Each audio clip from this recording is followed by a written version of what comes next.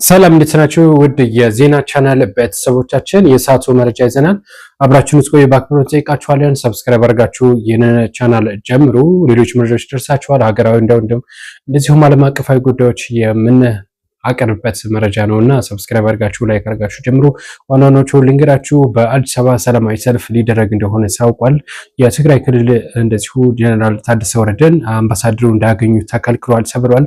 ስለሱ መረጃው አለ። እንደዚሁም የአሜሪካው አምባሳደር ወደ ጎንደር አቀንተዋል። በጎንደርም እንደዚሁ የተለያዩ ጉዳዮች ጋር ንግግር አድርገዋል። ከጎንደር ከተማ ከንቲባ ጋር እንደዚሁ ተወያይተዋል። ስለዚህ መረጃ አለን። ሌሎችም ጉዳዮች እናነሳለን። ስለ አሜሪካና ስለ ኢራንም እንደዚሁ አዲስ መረጃ ወጥቷል። ስለ ሳውዲና እንዲሁም የመን ጉዳይም እንደዚሁ አዲስ መረጃ ወጥቷል። በየመን ከባድ ድብደባ እየተደረገ ነው የሚገኙ ስለሱ መረጃ አለ። እንደዚሁም ኢራንም የሁቲዎችን ተዘጋጁ ቀይ ባህርን ለመዝጋት የሚል መልእክት አስተላልፏል። እነዚህና በርካታ ጉዳዮች እናነሳለን።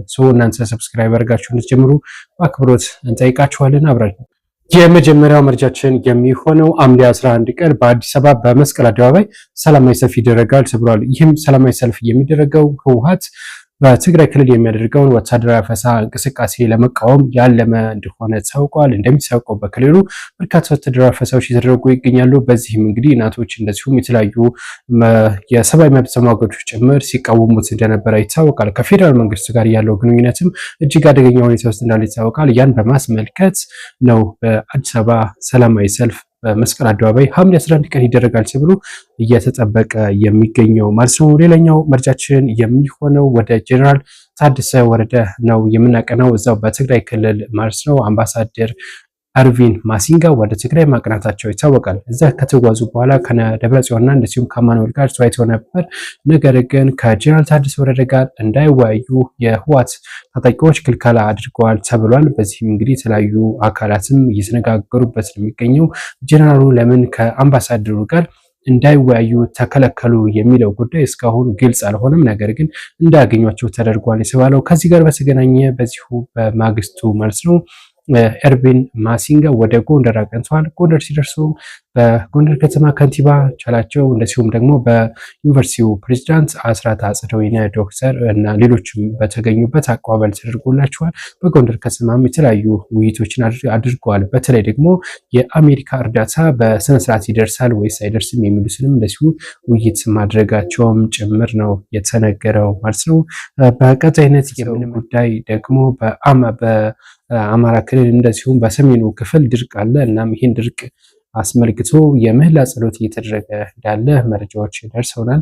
ብዙዎችም በዚህ ጉዳይ እየተነጋገሩበት ነው የሚገኘው። የዝናብ እጥረቱ ተባብሶ ቀጥሏል ነው የተባለው። በዚህ ጉዳይ መልሶ እና ሀሳባቸው እየሰጡበት ነው የሚገኘው። ሌላው መረጃችን የሚሆነው በኢራን እንደዚሁም በአሜሪካ እስራኤል ያለው ውጥረት ነው የምንመለከተው። የኢራኑ እንግዲህ አያቶላህ ሐሚዲ ህይወታቸው ካለፈ በኋላ የኢራን ፓርላማ መበቀል አለብን በማለት በሙሉ ድምፅ የበቀል እንግዲህ መበቀል እንዳለባቸው ለአስጠንቅቋል ወይም ደግሞ መልእክቱን አስተላልፏል ማለት ነው። በሙሉ ድምፅ ማጽደቃቸው ነው የደረሰን መረጃ የሚያሳየው። ሌላኛው በዚህ በሆርሙዝ ሰርጥን በተመለከተ ዶናልድ ትራምፕ በኢራን ላይ የሚያደርሱን ጥቃት ኦልሬዲ ጨርሰናል ማለታቸው እንደዚሁ አሁን የደረሰን መረጃ ያሳያል። ወደ ተከታታይ ለ5 ቀናት አካባቢ ጥቃት ሲደርስ ነበር በኢራን ላይ። ኢራንም እንደዚሁ በባህረ ሰላጤው አካላት ላይ አገራት ላይ ማለት ነው የአሜሪካ ጦር ሰፈርን ሲደበድብ ነበር። ዶናልድ ትራምፕ ግን ቀድሞ ጥቃቱን አሁን አቁመናል ሲሉ ገልጿል። ጥቃት ያቆሙት ደግሞ የአጸፋ እርምጃችንን ነበረ፣ መርከብ መመታቱ ነበር ለዚህ ሁላ ሰጣ ገባ ያደረሳቸው። እናም አሁን የአጸፋ እርምጃችንን ወስደን ጨርሰናል ሲሉ ተናግረዋል። ሌላው ግን ከሰሞኑ በርካታ ዛቻን ሲያደርሱ ነበር። እግረኛ ወታደርም እናስገባለን እስከ ማለት ደርሰው ነበረ። የባህረ ሰላጤው ሀገራትም በእግረኛ ወታደር መምታት አለባቸው ወይም ደግሞ ደሴቶችን መቆጣጠር አለባቸው ብለው ነበር። ያው ሁላ ፉከራ ቀርቶ አሁን ጥቃት አቁመናል ሲሉ ተናግረዋል ነው የተባለው። ሌላኛው የሳውዲና የየመኑ ጉዳይ ነው። የሁቲና የሳውዲ ጉዳይ አሁንም ተባብሰው ቀጥሏል የተባለው በየመን ከባባድ የአየር ድብደባዎች ተደርገዋል። የመጀመሪያው መነሻው የዚህ ጸብ ማለት ነው የኢራን አውሮፕላን ወደ የመን ለማረፍ ሞክሮ ነበረ። በዚህም እንግዲህ ሳውዲ ይህንን የአየር ማረፊያው ወይም ደግሞ ኤርፖርቱን ድብደባ ተደርጋለች። በዛውም እንግዲህ ሁቲዎች ወደ ሳውዲ ባላስቲክ ሚሳኤል ተኩሰው በዚህ ነው የጸቡ መነሻ የሆነው። እናም አሁንም የተኩስ ልውውጥ እንዳለን የታወቀው። ኢራን ግን የአሜሪካን የተኩስ አቁምን አልቀበልም በማለት ሁቲዎች ሌላ መስመር ለመዝጋት እንዲዘጋጁ ስትል አስጠንቅቃለች። የቀይ ባህርን ይመለከታቸዋል ሁቲዎች የአቅራቢያቸው ከመሆኑ አንጻር ሁቲዎች የቀይ ባህርን እንዲዘጉ በኢራን በኩል ከፍተኛ ፍላጎት እንዳለ ነው የታወቀው።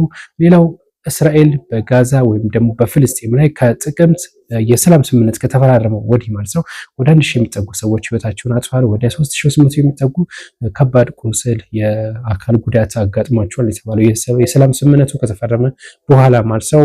ከዚህ ጋር በተገናኘ ዶናልድ ትራምፕም እንደዚሁ የእስራኤል ጦር ከሊባኖስ እና እንደዚሁም ደግሞ ከሶሪያ ለቆ እንዲወጣ ጥብቅ መልእክት ቤንጃሚን ኔታንያሁ ዶናልድ ትራምፕ አስተላልፏል የተባለው በስልክም ውይይት እንደነበራቸውም ጭምር የተለያዩ መረጃዎች ዘግበዋል። ዛሬ ኢንተርናሽናል ዓለም አቀፍ መረጃዎቻችን እና ሀገር ውስጥ መረጃዎቻችን ይህን ይመስሉ ነበር። አብራችሁን ስለቆያችሁ እናመሰግናለን።